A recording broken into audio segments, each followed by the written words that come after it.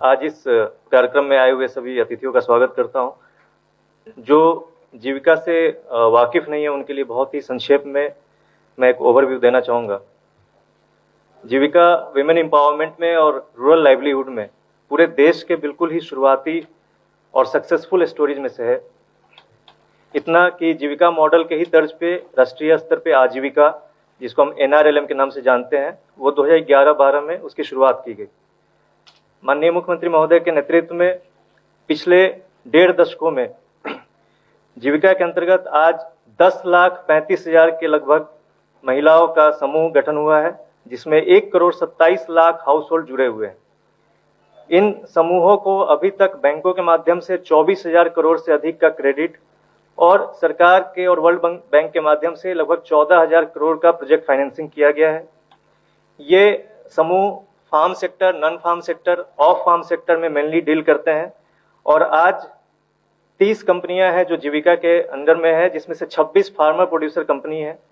ये कंपनियां मेज, मखाना, spices, onion, paddy, wheat, potato आदि में डील करती हैं और लगभग 125 करोड़ के टर्नओवर और 50,000 मीट्रिक टन से अधिक का प्रोक्योरमेंट इन कंपनियों के द्वारा किया जा चुका है।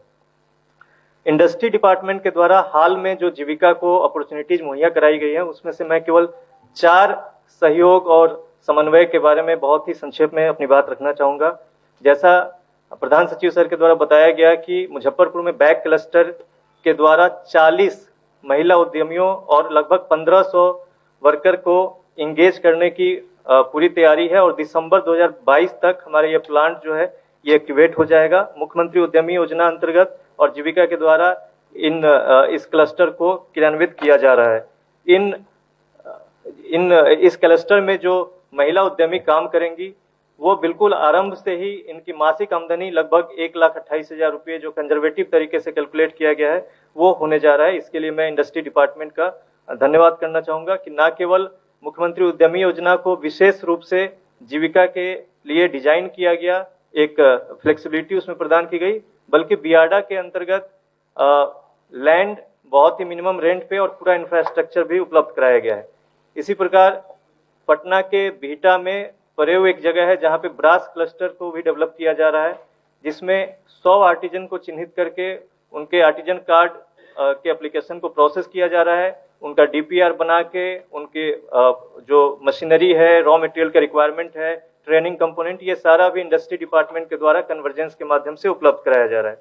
इसी प्रकार जो माइक्रो फूड प्रोसेसिंग के इंटरप्राइजेज हैं उसमें जीविका के जो 1800 से अधिक महिलाएं हैं उनको सीड कैपिटल उपलब्ध कराई गई है और 14 बड़े प्रपोजल जो Bihar agri investment promotion policy के अंतर्गत है, जिनका फर्स्ट फेज क्लियर हो चुका है, उसके भी सेकेंड फेज के लिए इंडस्ट्री डिपार्टमेंट की ओर से मदद उपलब्ध कराई जा रही है। और 4 बड़े प्रपोजल जो समस्तीपुर में स्पाइस से, शेखपुरा में अनियन, कटिहार के मखाना और ईस्ट चंपारण के पोटैटो से संबंधित है, जो हमारे फार्मर प्रोड्यूसर कंपनी जिसमें डील करते हैं, उसके सेकेंड फेज को भी अपलोड करके संबंधित बैंकों को भेजा जा चुका है। और प्रोसेसिंग प्लांट लगाने के लिए भी बियाडा में जीविका को जमीन उपलब्ध कराई जा रही है। इंडस्ट्रियल स्टिचिंग यूनिट जो अभी माननीय मुख्यमंत्री महोदय ने भी विजिट किया था, भोजपुर के कोइलवर में जो मानसिक आरोग्यशाला है, उसी तर्ज पे अभी प्रधान सचिव सर के द्वारा आश्वासन दिया गया है कि सहरसा में लगभग 60,000 स्क्वायर फीट और गुरौल में भी अच्छी खासी जमीन जो है उपलब्ध कराई जाएगी, जिसमें हम लोग 25 इस तरह के इंडस्ट्रियल स्टिचिंग यूनिट इस्टेब्लिश कर पाएंगे, जो 48 करोड़ की लागत से बनाई जाएगी और इसमें लगभग 1800 से 2000 जीविका दीदियों को रोजगार उपलब्ध हो पाएगा। तो मैं इस अवसर पे जो इन्वेस्टर्स आए हैं उनको मैं आश्वस्त करना चाहूंगा कि जिस प्रकार उद्योग विभाग के द्वारा जीविका को एक फ्लेक्सिबल मॉडल में सारी सुविधाएं उपलब्ध कराई जा रही है, इसी प्रकार आने वाले समय में जो उद्यमी आए हैं उनको भी विभाग के द्वारा काफी फैसिलिटीज उपलब्ध कराई जाएंगी। और इस अवसर पे मैं उद्योग विभाग का एक बार फिर से धन्यवाद देना चाहूंगा। Thank you.